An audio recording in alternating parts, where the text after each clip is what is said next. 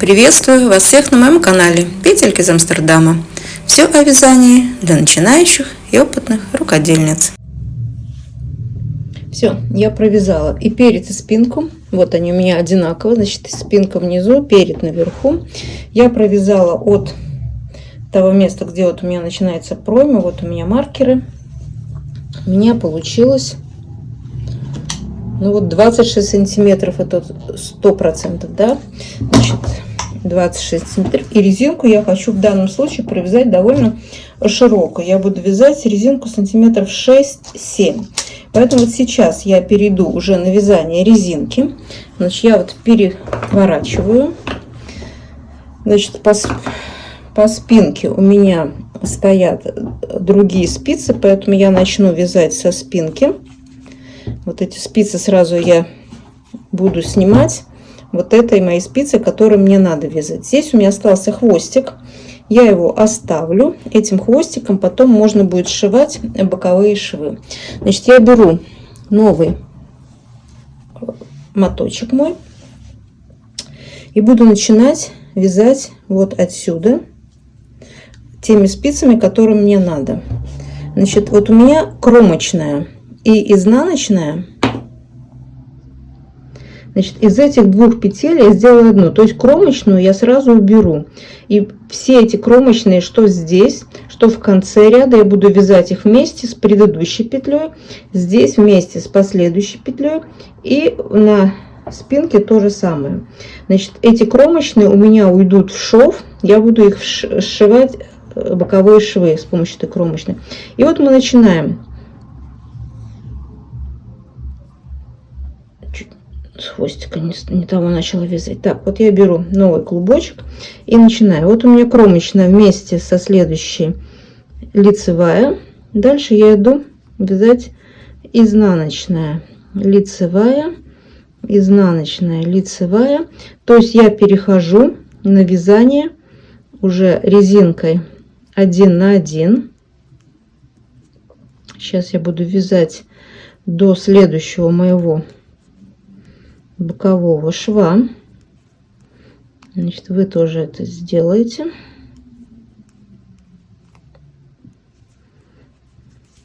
Короче, сейчас я довяжу до следующего шва, и мы опять с вами встретимся. Ну вот я подхожу к концу ряда. Опять у меня, значит, по рисунку изнаночная. И вот последняя у меня должна быть лицевая. Я ее опять провяжу вместе с кромочной петлей. Теперь я соединяю дальше, беру мою спинку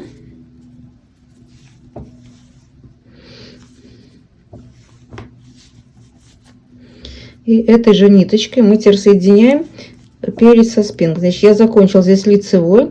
Значит, следующую петельку я провязываю кромочную вместе с последующей уже изнаночной, чтобы у меня продолжалась резинка 1 на 1. И вяжу опять до следующего бокового шва.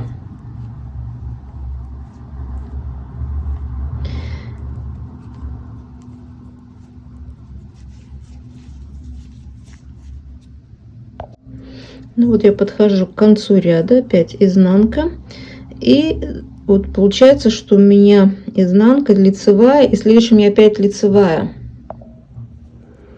Поэтому я могу сделать вот эту, подраспустить одну петельку.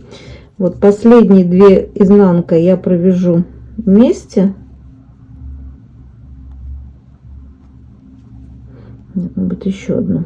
Значит, вот здесь я две провяжу лицевой, а вот эти изнанку из кромочной я провяжу изнаночной петлей. Все, мы соединяем теперь ряд наш в круг. Следующий у меня идет лицевая. Значит, здесь в начале ряда я повешу маркер, чтобы знать, где у меня начало, и буду продолжать. Вот у меня опять лицевая, изнаночная, лицевая, изнаночная.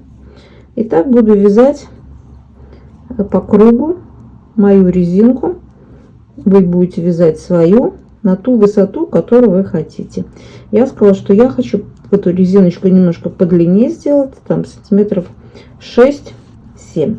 После того, как вы провяжете свою резинку, вы закроете петли тем способом, который для вас, скажем, любимый, да. У меня тоже есть свой любимый способ, я им закрою. Кому интересно, я оставлю ссылочку в комментарии на видео, как закрывать петли. Вы можете закрывать петли самым обыкновенным способом. Кто владеет способом закрытия иголочкой, может закрывать иголкой. Я не очень люблю этот способ, поэтому здесь на ваше усмотрение. Итак, продолжаем вязать резиночку. Когда мы ее закончим, мы вернемся к рукавам. Продолжаем нашу работу. Вот, посмотрите, я резинку довязала. Она мне получилась, как я и сказала, хотела подлиннее. И вот у меня на 6 сантиметров резинка получилась, да. И закрыла петли. Вот как я закрыла петли. Вот у меня вот такой способ закрытия петель. Он довольно эластичный. Как это делается, я вам оставлю ссылочку. Вы потом сможете посмотреть и сделать лично так же, кому нравится. Или используйте свой способ. Теперь, значит, мы переходим с вами к рукавам. Надо будет нам связать рукава. На самом деле я вот один рукав уже связала. Вот что у меня получается. Это, конечно, без ВТО, это все должно расправиться после стирки, да. Но тем не менее, вот рукав я связала. И также сделала резинку. Даже на рукаве я сделала немножко подлиннее. Вот, чтобы, ну, мне так захотелось, да. Значит, я сейчас вам покажу, как я набираю петли на рукав, и как мы будем вязать рукав, или как я его вязала. Если вы хотите, вы свяжете точно так же. Вот, это будет так немножко, ну, быстрый такой показ, потому что основная цель моего видео было показать вам, как вяжется японское плечо. Вот здесь вот мы его с вами сделали, да. Вот вы уже его научились. Но чтобы закончить ваш джемпер, мы сейчас начнем с рукавов. Значит, рукав вот так я расправляю.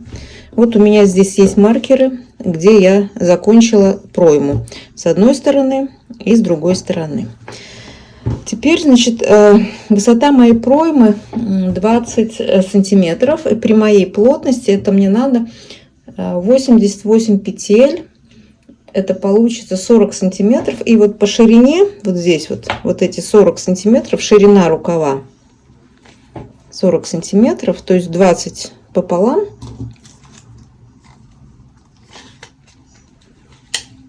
Вот она у меня получается, да. Я надеюсь, что у меня все это расправится. Поэтому я для себя определила, что мне надо набрать 88 петель. После того, как я посчитала, можно очень легко посчитать, сколько у вас здесь кромочных петель по краю получается. Вот здесь вот, да, вы начинаете вот от края и считаете, сколько у вас кромочных петель. Вот они, косички. Их легко посчитать. 1, 2, 3, видите, 4, 5, 6. У меня получилось 74 косички. А мне надо 88 петель. Значит, не хватает 14 петель. Если 88 отнимете 74, вот я даже покажу, я как рассчитывала. Вот у меня надо мне 88 петель, а у меня 74 кромочных. Значит, 14 петель не хватает. Если 74 разделю на 14, это примерно каждые 5 петель надо добавить еще лишнюю петлю. И как я это делала, я вам сейчас покажу. Значит, я беру опять новый клубочек. И по лицу. Вот у нас лицевая часть нашего изделия. Я беру опять мои спицы и начинаю набирать петли. Вот у меня висит маркер. Значит, здесь у меня первая петля. Вот я ее набираю через кромочную. Так, сейчас уберу маркер, а то мне мешает. Вот кромочная, и я набираю первую петлю. Раз, вторая кромочная, 2, третья кромочная, 3, четвертая кромочная, 4, пятая кромочная, 5 5. И в 5 кромочную я беру еще одну петельку, шестую, вот как бы 5 и 6. И вот здесь, видите, у меня вот кромочная, если я наберу туда же, у меня петля пропадет. Но вот у меня есть, видите, как бы еще перемычка. Вот я сюда наберу. И вот у меня 6-я петля получилась. Дальше опять. 1, 2, 3, 4,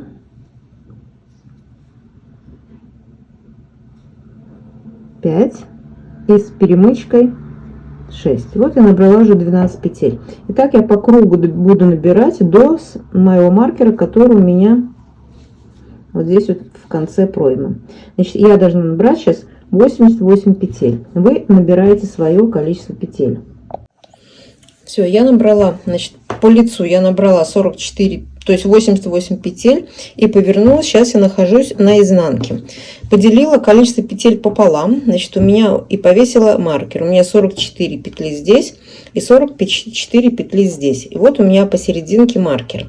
Для чего этот маркер посередине? Чтобы сейчас начать вязать мой рисунок, чтобы у меня был симметричный рисунок с двух сторон. Для этого по лицу, то есть по изнанке, я вяжу 4 лицевых и 2 изнаночных. Значит, от серединки, вот у меня эти будут 2 изнаночных, одна с одной стороны маркера, другая с другой стороны маркера, 2 изнаночных. Здесь, значит, 4 лицевых, 2 изнаночных, 4 лицевых, 2 изнаночных, 4 лицевых, 2 изнаночных, 4 лицевых, 2 изнаночных, 4, 2, 4, 2, 4, 2 и кромочная. Значит, вот этот ряд я начну вязать по изнанке. Значит, соблюдание рисунка. Вот у меня кромочная, и я посчитала, у меня 2 лицевых, 4, то есть наоборот, извиняюсь, 2 изнаночных, 2 изнаночных, 4 лицевых. Это по изнанке. 2 изнаночных, 4 лицевых. Итак, я закончу сейчас ряд до конца по изнаночной стороне. Если я все правильно рассчитала, я должна буду закончить опять 2 изнаночных и кромочная. Ну вот, я по изнанке провязала свой первый ряд, и теперь мы находимся в лицевой стороне. И сейчас мы будем вязать рукав поворотным вязанием. Но чтобы рукав лучше сидел, все-таки надо несколько рядов связать поворотным, укороченными рядами. Вот в этих местах, где мы делали дополнительные добавки, да, по пройме, помните, да, вот мы вязали сверху и потом добавляли, я добавляла 4 раза по 2 петли с каждой стороны. Значит, и с одной и с другой стороны. И вот эти вот, там, где мы добавляли, лучше сделать укороченными рядами. Сейчас я вам расскажу. Значит, для этого мне нужно 8 маркеров. Так я делаю 4 раза с одной стороны, 4 раза с другой стороны. Вот я беру, подготовила маркеры и смотрю. Вот кромочную я не считаю. И потом 2 петли вешаю маркер. Следующие 2 петли вешаю маркер, еще 2 петли вешаю маркер и еще 2 петли вешаю маркер. Вот я повесила 4 маркера с одной стороны, и то же самое я сделаю с другой стороны. Значит, кромочную я не считаю, потом 1, 2 вешаю маркер, еще 2 петли вешаю маркер, еще 2 петли вешаю маркер и еще 2 петли вешаю маркер. И вот у нас висят по 4 маркера с одной стороны и 4 маркера с другой стороны. И сейчас мы начинаем вязать наш лицевой ряд. Значит, в лицевом ряду кромочную я снимаю. Значит, по рисунку у меня вяжется 2 лицевых, 4 изнаночных. Вот эти маркеры пока я переснимаю в начале ряда, и мы ничего с ними не делаем. Да? Вот переснимаю и вяжу по рисунку.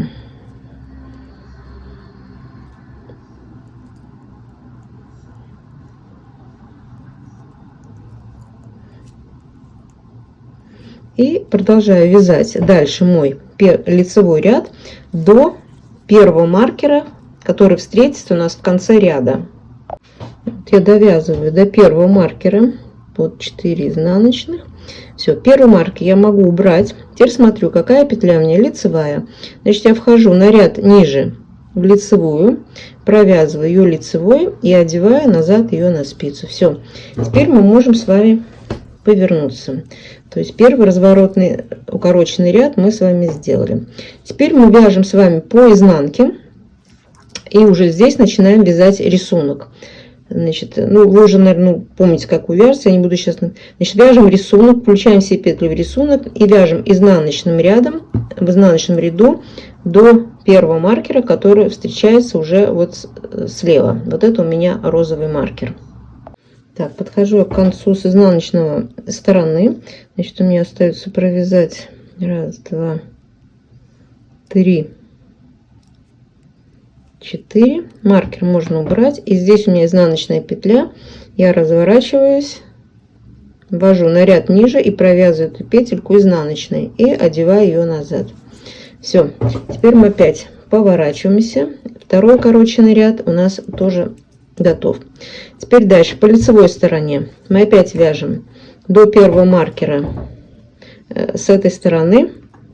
Значит, по лицевой стороне у нас рисунок идет 2 изнаночных, то есть 4 изнаночных, 2 лицевых. Значит, мы сейчас вяжем третий лицевой ряд до первого маркера, который встретится у нас слева. Вот я довязываю лицевой ряд.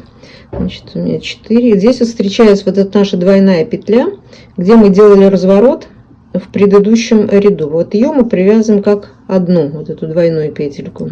1 и 2. Дошли до маркера. Маркер убираю. Следующая петля у меня изнаночная. Я опять вхожу на ряд ниже в изнаночную, провязываю изнаночную петлю и одеваю ее назад на спицу.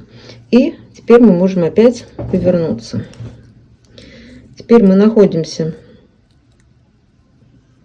в изнаночном ряду.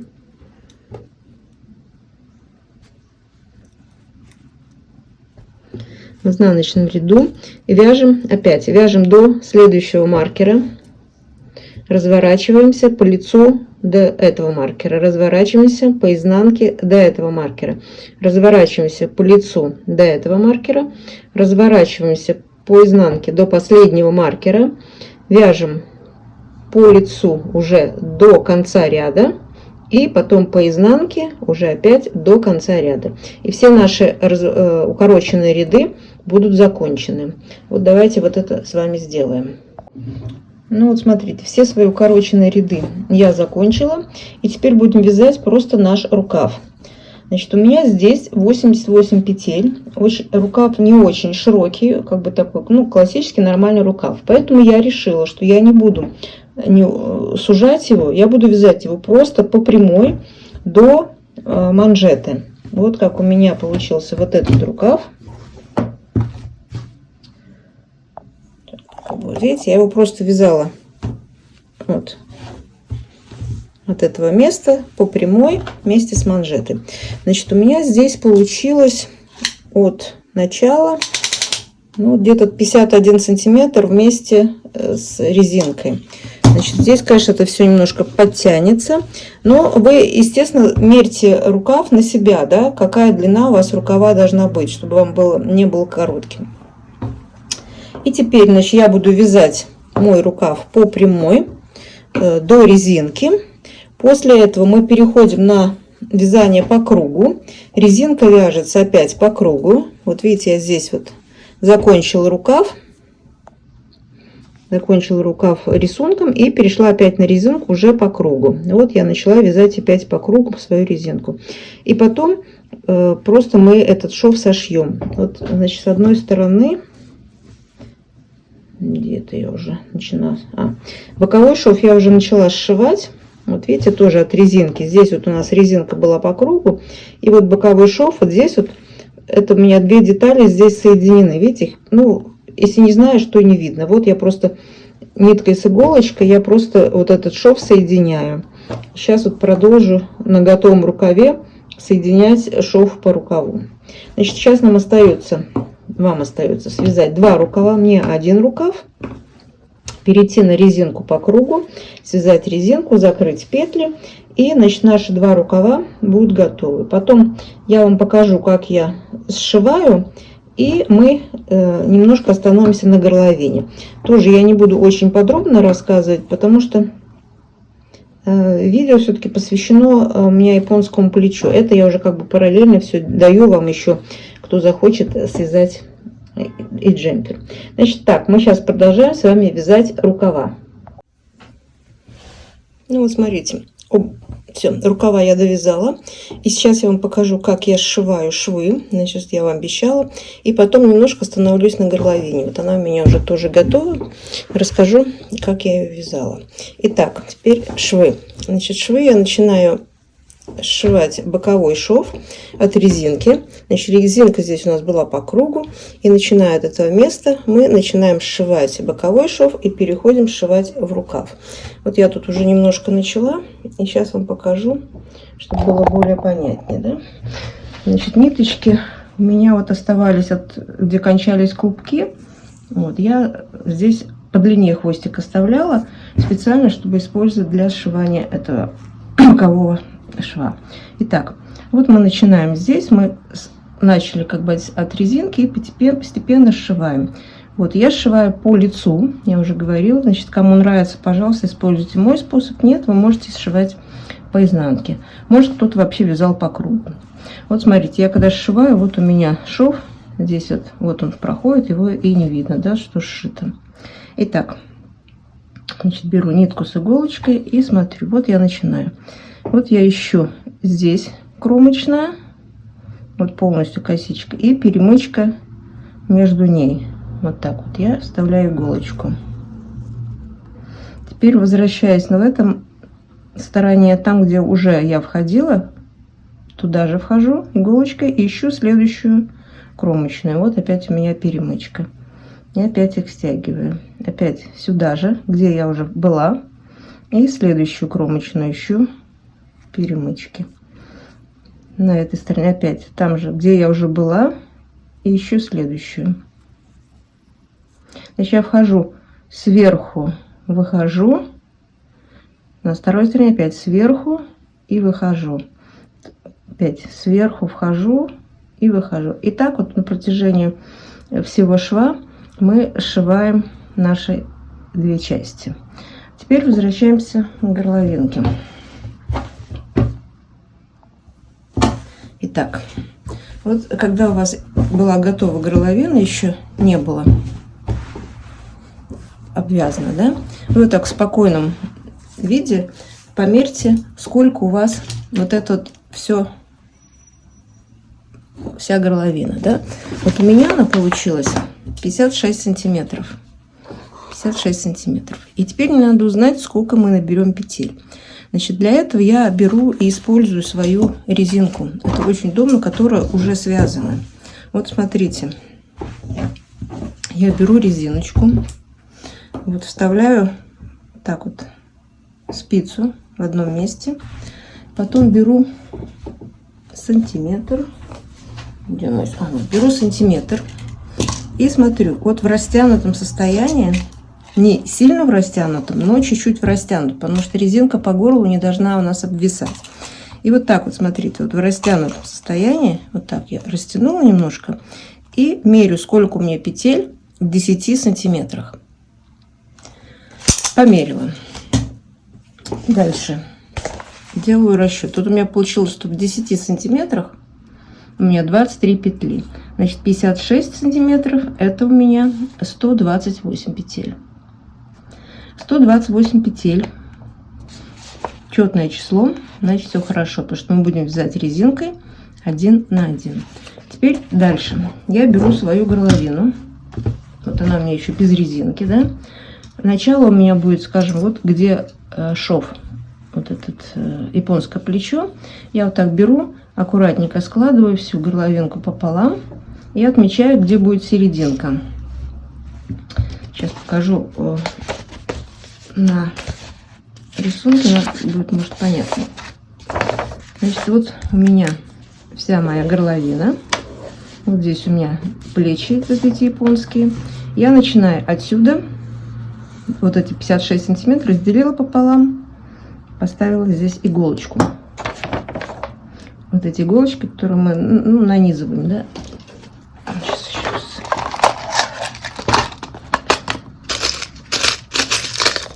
Вот такие вот все иголочки, да. Значит, я на горловине здесь вставила иголочку. Потом и здесь у меня иголочка.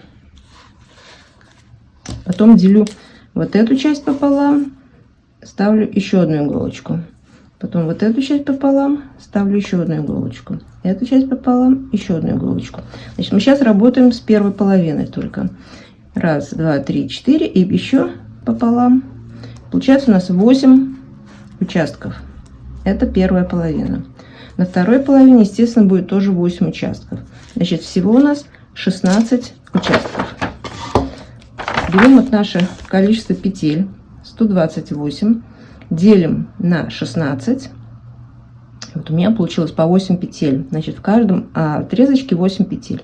У вас может получиться другое количество, но вот вы там немножко скорректируете. Если это какое-то 2-3 петли у вас уйдут, не страшно, потому что это резинка. Главное, чтобы было четное количество петель. И потом мы берем и набираем. Также начинаем набирать петли вот на наших участках. Вот я беру, вот у меня условно был вот начало плеча, вот этот шов, и здесь было так вот иголочка. Это у меня первый мой участок, на котором я должна набрать 8 петель. И вот я беру те же спицы, и так же, как мы набирали на рукавах, просто вставляю, раз, вытащила, раз петля, 2 петля, 3 петля, и вот здесь вот по краю набираю 8 петель на первом участке. Потом убираю эту иголочку, иду на следующий участок и опять набираю 8 петель. И так я закончу вот свою первую половинку. Как я говорила, мы только первую половинку. Потом иголочки вешаю на вторую половинку. И точно так же набираю все свои петли. После того, как я набрала петли, начинаю вязать просто по кругу. Вот от японского плеча, от этого шва. И по кругу начинаю вязать мою горловинку. Вот на ту высоту, какую вы хотите. Я вот связала так. Ну, по идее, можно даже провязать повыше. Если хотите, чтобы было с горлышком у вас свитер, можете вязать и повыше. Я закончила на этом. Вот, в принципе, мой свитер готов. Джемпер, свитер, как его хотите, назовите. Осталось мне его то есть сначала заправить все кончики, зашить все швы, сшить все швы боковые. И потом постирать. И результат моей работы вы уже смогли увидеть в начале видео. Да? Я пока еще не знаю, но надеюсь, что получилось хорошо. Теперь про пряжу. Я немножко ошиблась, когда вам говорила в начале, да, что у меня вот такая пряжа. Здесь они меня сами сбили с толку. Здесь написано, что в 100 граммах 330 метров. Но сам моточек всего 50 грамм. Вот, поэтому у меня было 7 мотков по 50 грамм. У меня немножко не хватило, мне нужен был еще экстра моток. К счастью, я его нашла в своих закромах. Вот. Я говорю для того, чтобы на этот свитер вот от 400 грамм, что у меня осталось. То есть у меня ушло 7 мотков с лишним. То есть если больше размер, то надо 400 грамм. Вот это все. Мой большой проект закончен. Я свитер довязала. Как раз впереди лето, вот на наши прохладные вечера, вот такой у меня получился ажурный джемпер, сказать, Брунелло Кучинелли с изнанки, на изнанку, да, потому что вот он использовал узор вот этот в своих работах. Вот, все. Кому нравится, пожалуйста, ставьте лайки, подписывайтесь на мой канал, а мы будем сегодня прощаться. Пока-пока. С вами была Светлана.